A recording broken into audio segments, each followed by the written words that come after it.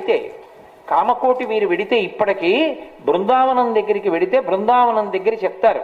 నేనేదో నా కొడుకు పెళ్లి అని శుభలేఖ పట్టుకుని వెళ్ళాను అనుకోండి, బృందావనం దగ్గర సమర్పణం చేయడానికి వెడితే అయ్యా కాకినాడ నుంచి చాగంటి కోటేశ్వరరావు వచ్చారు అని చెప్పిన తర్వాత ప్రతిపాతం చేస్తాను 4 మాటలు.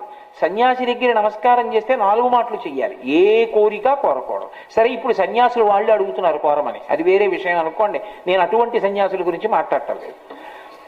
నేల మీద పడి 4 మాటలు నారాయణ నారాయణ నారాయణ నారాయణ అంటూ నమస్కారం చెయ్యాలి. అంటే వాళ్ళు 3 అవస్థలు దాటి 4వ దాని యందు ఉన్నవారు.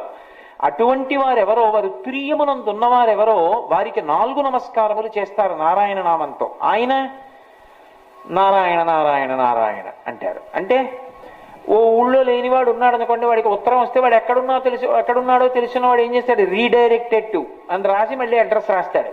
అలా ఆయన ఏం చేస్తారంటే మనం ఇచ్చిన నమస్కారాలు నారాయణ